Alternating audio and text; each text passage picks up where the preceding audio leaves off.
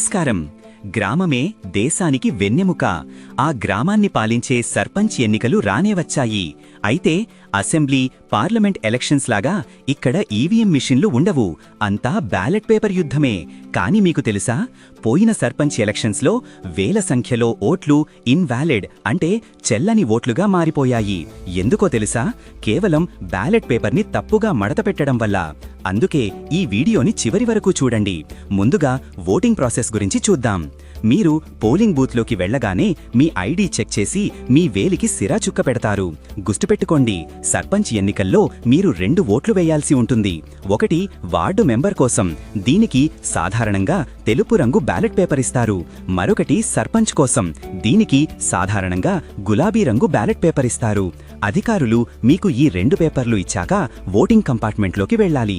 అక్కడ ఉన్న స్వస్తిక్ ముద్రను తీసుకుని మీకు నచ్చిన అభ్యర్థి గుర్తు పక్కన ఉన్న గడిలో బలంగా ముద్ర వేయాలి. ఇక్కడే అసలైన విషయముంది, జాగ్రత్తగా వినండి. ముద్ర వేసిన తరువాత పేపర్ని ఎలా పడితే అలా మడతపెట్టకూడదు. మీరు వేసిన ముద్ర తడి సిరాతో ఉంటుంది. ఒకవేళ మీరు పేపర్ని అడ్డంగా మడతపెడితే ఆ సిరా వెళ్లి వేరే అభ్యర్థి గుర్తు మీద పడే ఛాన్స్ ఉంది. అప్పుడు 2 గుర్తుల మీద సిరా ఉంటుంది కాబట్టి ఆ ఓటుని చెల్లని ఓటుగా పరిగణిస్తారు. మరి ఏం చెయ్యాలి? మీరు ముద్ర వేసిన తరువాత పేపర్ని నిలువుగా మాత్రమే మడతపెట్టాలి.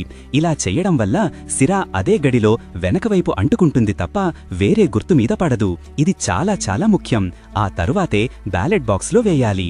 ఇక ఓటు వేయడానికి వెళ్లేటప్పుడు తీసుకోవాల్సిన జాగ్రత్తలు. పోలింగ్ బూత్ లోపలికి సెల్ ఫోన్లు అస్సలు అనుమతించరు. లోపల ఫోటోలు, సెల్ఫీలు తీయకూడదు.